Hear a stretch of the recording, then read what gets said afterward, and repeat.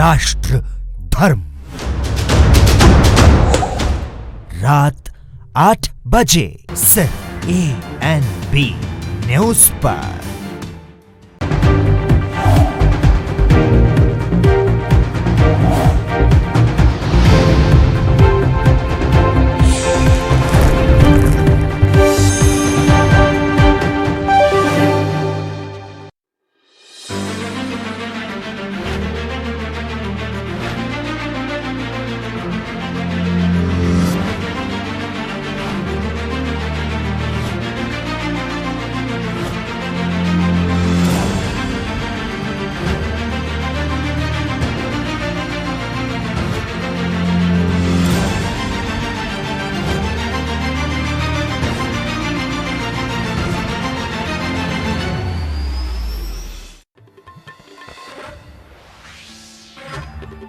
केरल विधानसभा चुनाव से पहले कांग्रेस को बड़ा झटका लगा है। कांग्रेस के वरिष्ठ नेता पीसी चाको ने अपना इस्तीफा देते हुए सोनिया गांधी को इस्तीफा भेज दिया है। With the Congress party, I held many positions in the Congress party.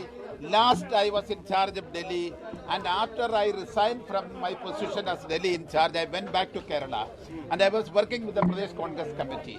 Unfortunately, in Kerala, very intelligent people, party is also very active there, but the party is functioning as two different parties. Two groups are there. Groupism is everywhere in India, but Kerala, the two groups are functioning as two parties. They are dividing all the seats, all the positions, all the office bearership, everything. So this has become a sickening scenario.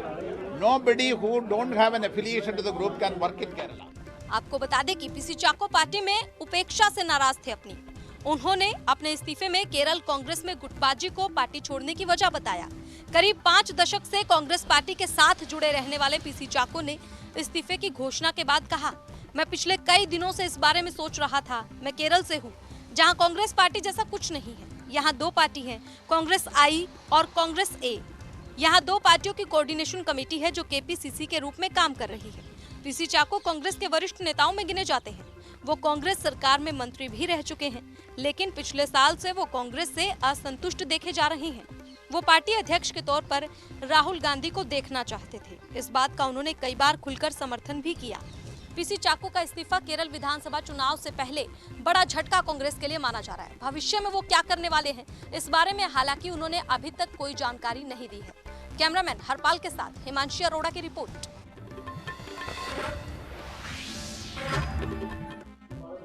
कल दिल्ली सरकार ने budget पेश किया, यानी मनीष सिसोदिया ने आम budget पेश किया और देशभक्ति बजट बताया गया, मगर कहीं ना कहीं व्यापारी खुश नज़र नहीं आए। और जो आम जनता की बात करें तो महंगाई की मार से कहीं ना कहीं जनता भी परेशान। मगर बात करें, हमारे साथ जयप्रकाश जी हैं जो MCD के मेयर भी हैं और नेता कह सकते हैं कि भाजपा के अंदर भी हैं, और लगातार सरकार को घेरने की कोशिश भी की गई है दिल्ली के कहीं ना कहीं मुद्दों पर। मगर बात इनसे जानने की कोशिश करेंगे, क्या जो बजट पेश किया वो कितना राहत वाला था जनता के लिए।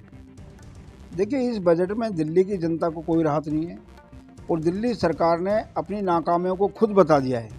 क्योंकि अगर दिल्ली सरकार की कुछ उपलब्धि होती तो वो उन उपलब्धियों का बखान करती, और आने वाले 3-4 साल में, क्योंकि कोई परियोजना, कोई प्रोजेक्ट इस समय दिल्ली में नहीं चल रहा जिनको वो बता सके कि 2 साल में ये पूरा होने वाला है, 3 साल में ये पूरा होने वाला है, 4 साल में ये पूरा होने वाला है, तो अपने इस कार्यकाल से वो दिल्ली की जनता को क्या देंगे वो बताने के लिए उनके पास कुछ भी नहीं है। वो बात 2047 की कर रहे हैं।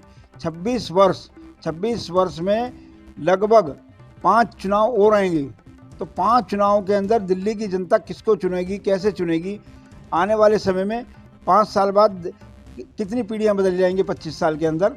तो दिल्ली के मुख्यमंत्री ने दिल्ली की जनता को बहकाने की कोशिश की है और कुछ भी राहत कार्य या राहत की घोषणा दिल्ली सरकार ने नहीं की।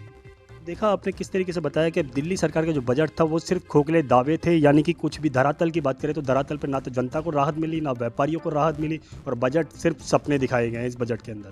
कैमरा पर्सन इरफान खान के साथ राजीव कुमार तिवारी, ANB न्यूज़, दिल्ली। इसके सरकिरे पे अब बड़ा सवाल खड़ा हो गया है। आम आदमी का घर नहीं, अब सरकारी डाकघर चोरों के निशाने पे हैं। आज यहाँ एक घरवारी कस्बे में पोस्ट ऑफिस है, उसमें एक घटना हुई है जिसमें कि कुछ पैसे जो है पोस्ट ऑफिस में से किसी ने ले गए। हम लोग यहाँ मौके पर सभी लोग आए हुए हैं, सारी चीज़ों को हम लोग देख रहे हैं। FIR लिखवाई जा रही है। और आगे की कार्रवाई की जा रही है। जल्दी इस घटना का निवारण किया जाएगा।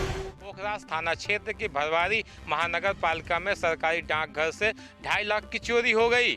पुलिस चोरों की पकड़ने की लकीर पीट रही है। चोर अभी भी पुलिस की गिरफ्त से बाहर हैं। मौके पर पहुंचे एसपी अभिनंदन ने मौका मुआयना करते हुए चोरों को जल्द पकड़ जाने की बात कह रहे हैं और जल्द खुलासा करेंगे। Aiman Ahmad, ANB news, Kaushambi.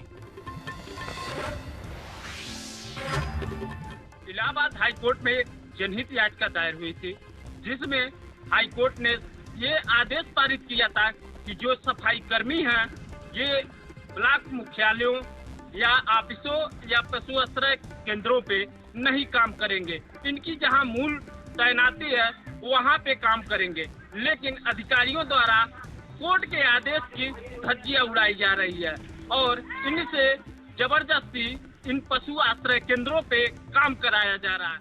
चौगलों को खिलाते हैं, घास भी करने जाते हैं, गेंद भी छीलते हैं, उनको नहवाते भी हैं। जो भी चारा जो भी हम लोग का सम्मत मिलता है वो हम लोग खिलाते हैं, पानी भी पिलाते हैं, सब चीज़ यानी अगर जो हमको प्रधान जी देते हैं वो खिलाते हैं। क्या नाम है आपका? हमारा सर रामू प्रसाद नाम है। कहाँ तैनाती थी आपकी? तैनाती हमारी सर पीपरा थी। पहला ज्वाइनिंग हमारा पीपरा है, पीपरा से नरचुचवा है, नरचुचवा से ब्लॉक पे हम 6 महीना ब्लॉक पे ड्यूटी किए हैं। उसके बाद से बेलवा घाट भी हम किए हैं और उसके बाद से देवथा पासी टोला भी करना है। यहाँ कितने लोग आप लोग? यहाँ पे हम लोग 6 लोग हैं सर। जहाँ ये हार्ड वर्क कर रहे हैं, पशुओं के लिए चारा ला रहे हैं, तो कहीं पानी का इंतजाम कर रहे हैं। भाई इंतजामी का इस तरह का पशु आश्रय केंद्रों पे हाल है कि पशुओं को दाना पानी तक मोहताज हो गया है। अधिकारियों से इस संबंध में पूछे जाने पे अधिकारी जवाब देने से कतरा रहे हैं। अब देखना ये है कि इन सफाई कर्मियों की मूल तैनाती जगह पे तैनात होते हैं या इसी तरह पशु आश्रय केंद्रों पे ही काम करते हैं। कैमरामैन ईश्वर चंद के साथ गोविंद पटेल, ANB न्यूज, कुशीनगर। इलाका सब मिलने से सनसनी फैल गई है। आपको बता दें थाना हाईवे क्षेत्र के EDB क्षेत्र में एक महिला का सब मिलने से हड़कंप मच गया। मथुरा के थाना हाईवे में ATB नगर के पीछे बसंत कुंज में एक 40 वर्षीय महिला जिनका नाम कमलेश देवी है, जो अपनी एक बेटी के साथ यहाँ पर रहती थी। बेटी कल शाम से ही फैक्ट्री में काम करने के लिए गई थी। आज सुबह जब लौटी हैं तो उनकी जो मदर है उनकी बॉडी उनके घर के एक कमरे में खून से लथपथ मिली है, जिसमें संभवतः हेड इंजरी सामने आ रही है। बॉडी को कब्जे में लेकर पोस्टमार्टम के लिए भेजा जा रहा है। सभी अधिकारियों द्वारा मौका मुआयना किया गया। फील्ड यूनिट की टीम द्वारा भी जो महत्वपूर्ण साक्ष्य हैं वो लिए जा रहे हैं। मृतका के परिजनों के साथ व आसपास के लोगों से और जानकारियां प्राप्त की जा रही हैं। अभियोग पंजीकृत करने के बाद अग्रिम विधिक कार्रवाई की जाएगी। पुलिस को सूचना मिलते ही पुलिस मौके पर पहुंची और घटना की जांच में जुट गई है। घटना की जानकारी होते ही मथुरा के वरिष्ठ पुलिस अधीक्षक गौरव ग्रोवर घटना स्थल का जायजा लेने पहुंचे और पूरे मामले की जाँच में जुट गए हैं। आपको बता दें महिला की हत्या है या आत्महत्या है, पुलिस पूरे मामले की जाँच में जुट गई है और वहीं SSP गौरव ग्रोवर के द्वारा कई टीमें गठित की गई हैं और मामले की जांच में जुट गए हैं। मथुरा से रिंकू शर्मा, ANB।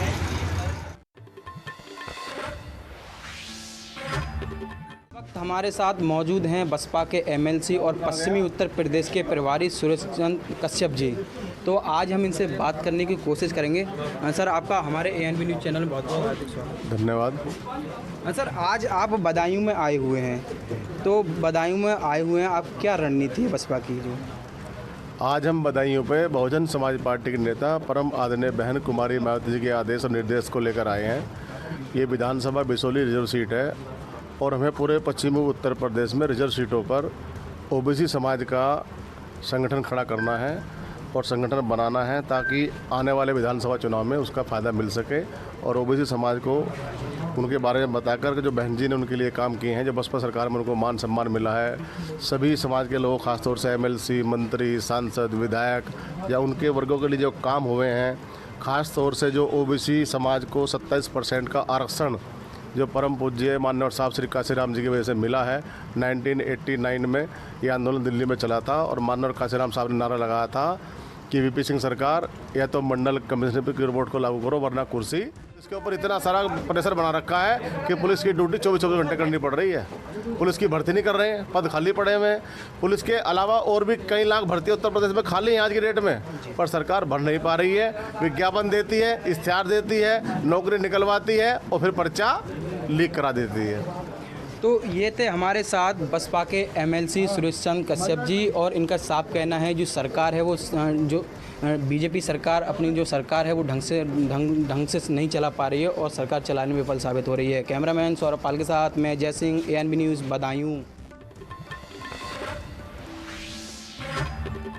मुरादाबाद जनपद के मुंडा पांडे थाना क्षेत्र के स्थित दलपतपुर मार्केट चौधरी कम्प्लेक्स पर आज समाजवादी पार्टी के पूर्व प्रदेश अध्यक्ष नरेश उत्तम पटेल पहुंचे।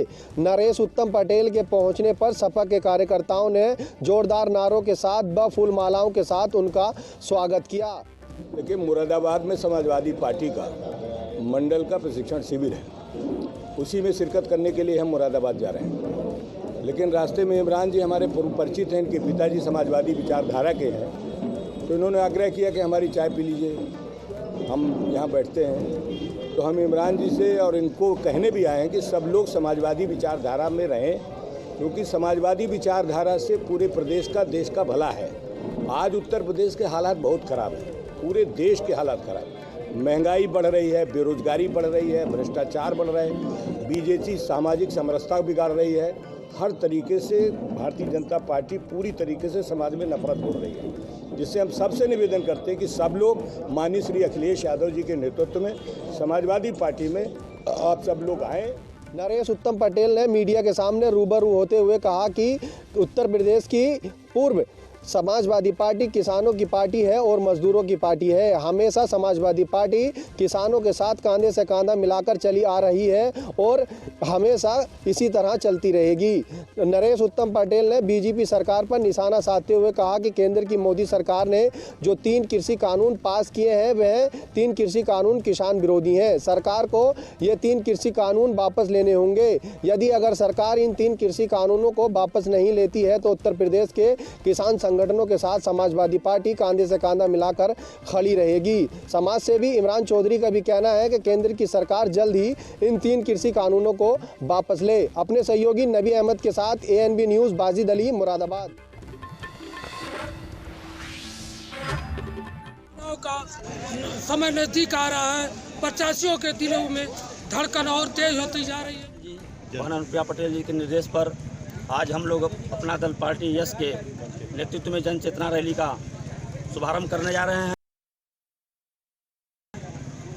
आज एक तरह से हम पंचायत चुनाव का बिगुल फूंक रहे हैं और बाबा भीमराव अंबेडकर के चरणों में श्रद्धा सुमन अर्पित करते हुए आज सर्व समाज के कार्यों को करने के लिए समाज में उतर रहे हैं। और आज मैं अपना दल यस के अधिकृत प्रत्याशी सुषमा कुमारी और मैं उनका पति और उदेश पटेल, डायरेक्टर जिला सहकारी बैंक मिर्जापुर, सभी जनता जनार्दन का चरण वंदन करता हूं और आशा और विश्वास करता हूं कि अपार समर्थन मेरे जन सहयोग में हमेशा आशीर्वाद के रूप में बना रहे। मिर्जापुर जनपद के हमारे वार्ड नंबर 1 से प्रत्याशी सुषमा पटेल जी हैं। बाबा भीमराव अम्बेडकर की मूर्ति पर माल्यार्पण कर अपने पंचायत चुनाव का आज जनसभा रैली करेंगी और बाइक रैली करेंगी। मिर्जापुर से ANB न्यूज़ संवाददाता।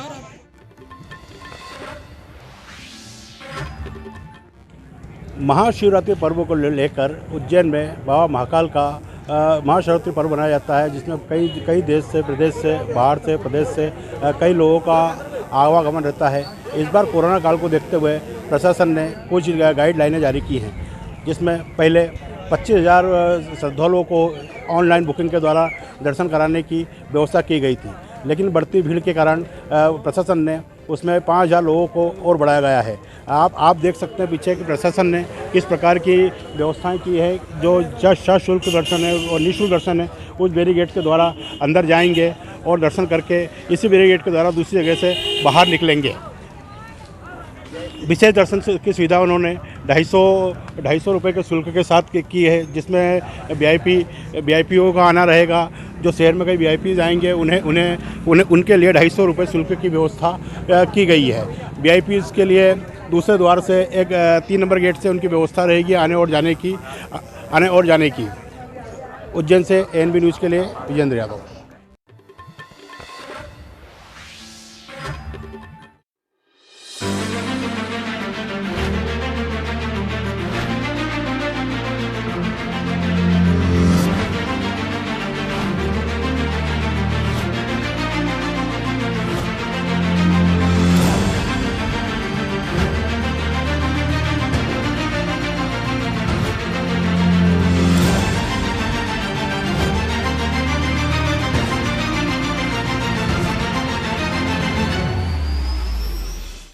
क्या आप दुबले पतले कमजोर हैं? आपकी सेहत नहीं बनती, भूख कम लगती है, वजन नहीं बढ़ता? दरअसल मेन बात खाना पीना खाना नहीं है, मेन बात है खाया पिया लगना। और अगर खाया पिया लगेगा ही नहीं तो सेहत बनेगी कैसे? इसलिए हमारी संस्था सन्यासी आयुर्वेदा ने एक ऐसी दवा बनाई है जो कि आपके पाचन तंत्र को, आपके लीवर सिस्टम को ठीक करने का काम करती है, ताकि आप जो भी खाएं उसका पूरे का पूरा निचोड़ आपके शरीर को लगे, आपकी भूख बढ़े, खाया पिया सही से लगे, नया खून बने, हड्डियों में जान आए, वजन बढ़े, ताकत बढ़े, चेहरे पर नूर आए और आप मोटे तगड़े खूबसूरत पर्सनैलिटी के मालिक बन जाएं। यह दवा पूरी तरह से आयुर्वेदिक होती है। इसका शरीर पर कोई भी साइड इफेक्ट, कोई भी नुकसान या दुष्प्रभाव नहीं होता। लड़के लड़कियां दोनों इसका इस्तेमाल कर सकते हैं और पहले 15 दिन के अंदर ही आपको इसका असर महसूस हो जाएगा। सिर्फ 650 रुपए की पूरे 1 महीने की दवा होती है और आप इसे घर बैठे 01145454545 पर फोन करके दवा मंगवा सकते हैं।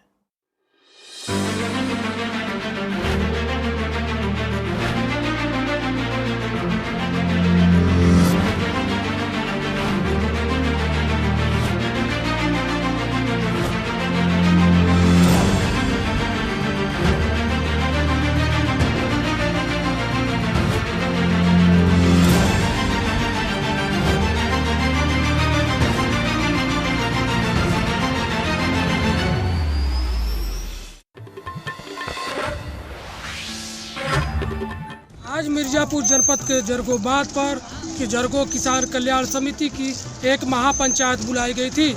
महापंचायत के दौरान किसानों ने तमाम तरह का प्रश्न रखा।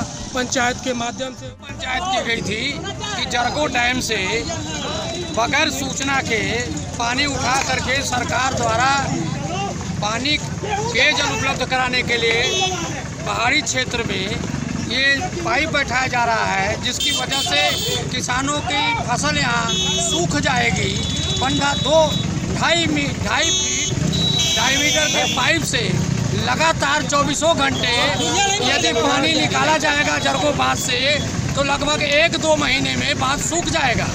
और बांध सूख जाने की वजह से जरगो कमांड एरिया के अंतर्गत जितने गांव 200 गांव आते हैं उन गांव के किसानों की खेती सूख जाएगी और यहाँ भुखमरी की स्थिति आ जाएगी और किसान बर्बाद हो जाएगा। इसके साथ ही साथ वाटर लेवल यहाँ का खराब हो जाएगा, अन्न भी समाप्त हो जाएगा। पंचायत के बाद किसानों ने हर घर नल योजना के तहत जहाँ पर कार्य हो रहा था वहाँ पर पहुंचकर काम को रोकने का काम किया और अधिकारी को बुलाने की मांग की। मिर्जापुर से एनबी न्यूज़ संवाददाता रामकुमार सिंह। देश की आर्थिक राजधानी मुंबई के समुद्री तट पर नौसेना बेड़े में आज करंज आइनस नामक पनडुब्बी शामिल हुई है। आपको बता दें कि इसे लेकर सुरक्षा के लिहाजे से काफ़ी अहम माना जा रहा है। करंज नामक आइनस पनडुब्बी की ऊंचाई की बात करें तो 12 फुट है और लगभग 17 फुट लंबा है। जानकारी के मुताबिक 350 किलोमीटर अंदर भी दुश्मनों के ठिकाने को पल झपकते ही करंज नामक पनडुब्बी तबाह मचा सकती है और कानों कान तक दुश्मनों को पता भी नहीं चलेगा। आपको बताएं कि देश की आर्थिक राजधानी मुंबई में आज समुद्री तट पर नौसेना जवानों के बीच आज करंज नामक आईएनएस पनडुब्बी को नौसेना बेड़े में शामिल किया गया है। 75 जब 6 सबमरीन ख़त्म होगी, हमारा एक आपको पता एक 30 ईयर सबमरीन कंस्ट्रक्शन प्लान जो CCS ने क्लियर किया था, तो उसके अंतर्गत नेक्स्ट हमारा जो है 75 इंडिया है। जो प्रोजेक्ट 75 इंडिया है उसमें जो अभी आत्मनिर्भर कंपोनेंट है इसमें उससे बहुत ज़्यादा होगा, क्योंकि जो स्ट्रेटेजिक पार्टनरशिप का मेन रीज़न था कि एक हम बिल्कुल फोकस्ड मैनर में इंडिजिनाइजेशन को लेंगे। तो कई बार क्या होता है कि बिल्ड टू प्रिंट हमको नो हाउ मिलता है फॉरेन OEM से। अभी हमारा प्लान होगा कि बिल्ड टू स्पेक्स हम बनाएंगे, इससे हमारी आत्मनिर्भरता और बढ़ेगी। तो जो हमारा जो 6 फॉलो ऑन 75 इंडिया है उसका हमारे को A1 मिल चुका है, तो अभी फाइनलाइज कर रहे हैं हम जो OEM है और स्ट्रेटेजिक पार्टनर। इससे माना जा रहा है कि जो समुद्री तट की सीमाएं हैं वो इससे काफ़ी सुरक्षित रहेंगी। NB न्यूज़ के लिए मुंबई से मुरारी सिंह। बिजनौर के तहसील नजीबाबाद थाना अंतर्गत आपको बता दें, रेलवे स्टेशन पर एक कल होर्डिंग लगा दी गई, जो कि अंबेडकर समाज पार्टी के नाम से होर्डिंग लगाई गई, जिसमें देश के न्यायपालिका और एक धर्म के खिलाफ आपत्तिजनक टिप्पणी की गई, जिसमें भाजपा नगर अध्यक्ष ने इस बात की तहरीर दी और 12 लोगों के खिलाफ मुकदमा दर्ज कर लिया गया है। आपको बता दें, पुलिस कप्तान डॉक्टर धर्मवीर सिंह द्वारा निर्देश दिए गए हैं जल्द ही इनको गिरफ्तार कर लिया जाए और पुलिस प्रशासन लगातार इनकी तलाश में जुट चुकी है। कैमरा पर्सन के साथ मैं अजय पांडे, NB न्यूज़ बिजनौर। बेटियां दिन प्रतिदिन ऊंचाइयों को छू रही हैं और देश सहित पूरे समाज का नाम रोशन कर रही हैं, लेकिन समाज में कुछ आज भी ऐसे लोग हैं जो कि बेटियों की आज़ादी पर पाबंदी लगाते हैं। जब उनकी आज़ादी पर पाबंदी लगती है और वह घुटन महसूस करने लगती हैं तो कुछ आत्महत्या जैसे संगीन कदम उठाने पर मजबूर हो जाती हैं। कुछ ऐसा ही मामला मध्य प्रदेश के रीवा ज़िले में देखने को मिला। रीवा ज़िले के सिविल लाइन थाना अंतर्गत छोटी पुल पर उस वक्त हड़कंप मच गया जब एक 11वीं की छात्रा पुल के ऊपर से नदी में छलांग लगा दी। गनीमत रही कि स्थानीय लोगों ने मौके सही समय पर देख लिया और छात्रा को बचा लिया।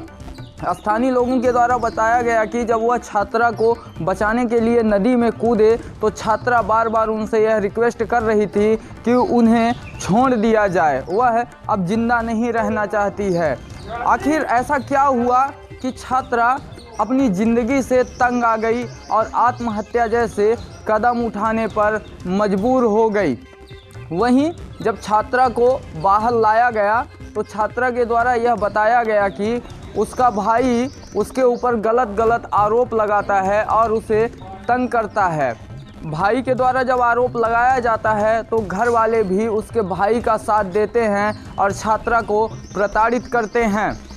मौके पर पहुंचे सिविल लाइन थाना प्रभारी ने दोनों पक्षों को बुलाया और दोनों पक्षों को समझाइश दी। समझाइश देने के बाद दोनों पक्षों को वहां से भेज दिया। बच्ची नाबालिग है, नाम नहीं बताया जा सकता है, नदी में कूदी थी, लेकिन स्थानीय लोग जो वहाँ स्नान कर रहे थे उनके द्वारा उस बच्ची को नदी से निकाल लिया गया है और बच्ची को समझा बुझा करके उसके परिजनों को सुपुर्द कर दिया गया। वहीं सिविल लाइन थाना अंतर्गत बीड़ा गांव की रहने वाली छात्रा ने ऐसा कदम उठाकर समाज के ऐसे लोगों की सच्चाई बाहर लाने का काम किया है। जहां एक और सरकार बेटी बचाओ बेटी पढ़ाओ का नारा देती है, वहीं समाज में बैठे कुछ ऐसे लोगों की गलत धारणा की वजह से आज भी कुछ ऐसी छात्रा हैं, कुछ ऐसी बेटियां हैं जो कि अपनी ज़िंदगी से हार जाती हैं।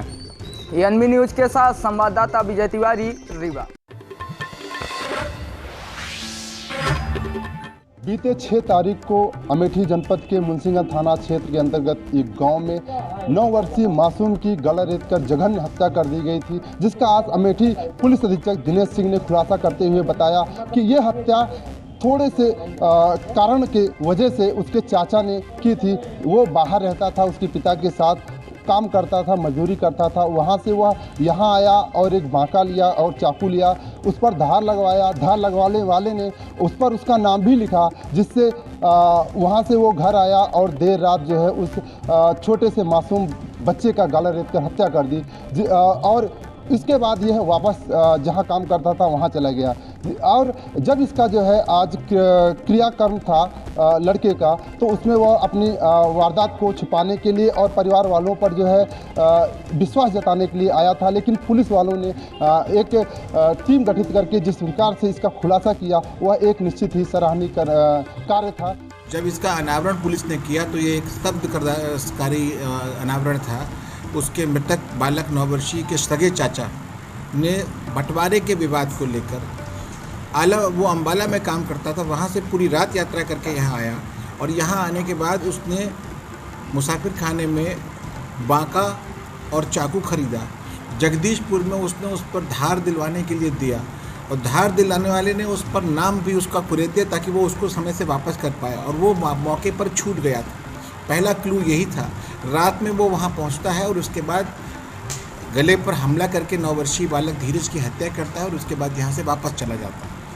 फिर वो क्रियाक्रम में भाग लेने के लिए वापस लौटता है, सिर्फ इसलिए कि लोगों को संदेह ना हो। लेकिन तब तक पुलिस साक्ष्य संकलन करके इस बात को पर्याप्त साक्ष्य पा चुकी थी कि हत्या इसके द्वारा की गई है पुलिस के द्वारा, जिसका आज यहाँ पुलिस अधीक्षक कार्यालय पर खुलासा किया गया। कैमरामैन संजय यादव के साथ राजकुमार जायसवाल, ANB न्यूज़, अमेठी।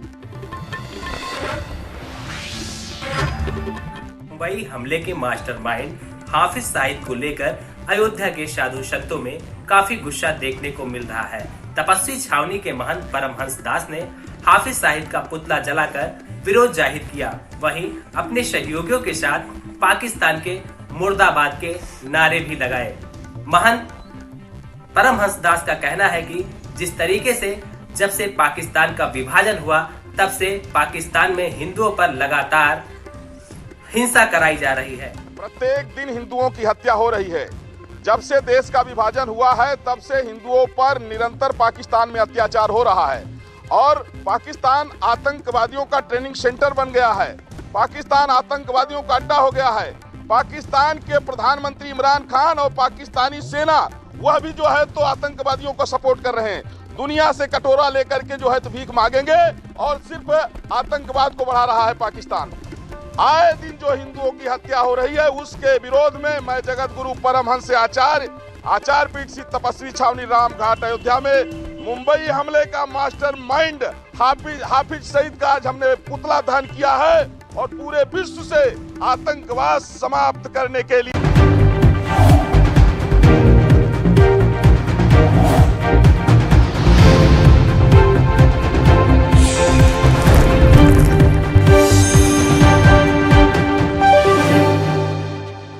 क्या आप दुबले पतले कमजोर हैं, आपकी सेहत नहीं बनती, भूख कम लगती है, वजन नहीं बढ़ता?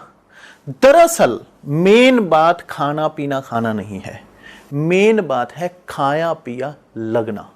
और अगर खाया पिया लगेगा ही नहीं तो सेहत बनेगी कैसे?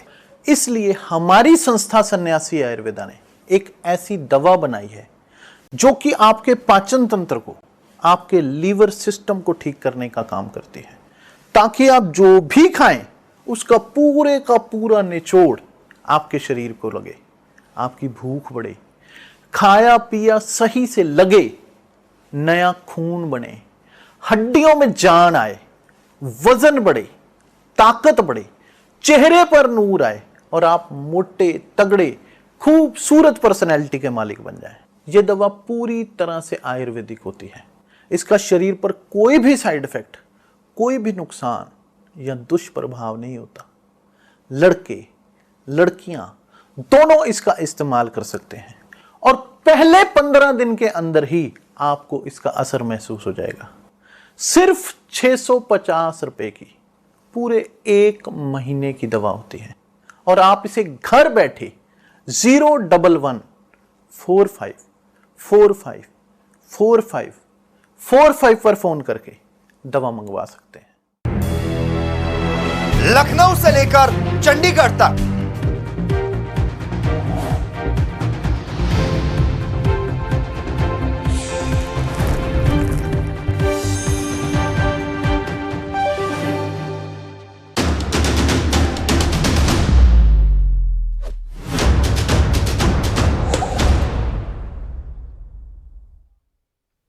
नमस्कार, एएनबी न्यूज देख रहे हैं आप। मैं हूं आपके साथ पल्लवी राजपूत और हमारे खास कार्यक्रम राष्ट्र धर्म में आप सभी का स्वागत है। चलिए रुक करते हैं आज के मुद्दे का। भारतीय किसान यूनियन के प्रवक्ता राकेश टिकैत के आंसुओं ने कृषि सुधार विरोधी आंदोलन को संजीवनी दे दी थी, लेकिन लग रहा है कि अब उनका जादू उतार पर है और यह काम किया है एक छात्रा ने। टिकैत झज्जर दिल्ली सीमा पर स्थित ढांसा बॉर्डर पर कृषि कानून विरोधी आंदोलनकारियों को संबोधित कर रहे थे। तभी मंच पर वह बच्ची पहुंच गई। उसने अपनी बात कहने की इजाजत मांगी और सीधे टिकैत से सवाल पूछ लिया कि आंदोलन का हमारे समाज और आपसी मेल मिलाप पर क्या असर पड़ रहा है, यह देखा जाना चाहिए। यदि इस आंदोलन का समाधान ना निकला तो क्या होगा। टिकैत के पास उसके प्रश्नों का उत्तर नहीं था। उन्होंने उस बेटी के हाथ से माइक ले लिया तो उसने कहा कि देश का युवा सवाल तो पूछेगा ही, आपका इस तरह से मेरे हाथ से माइक लेना उचित नहीं है। हरियाणा के लोग उस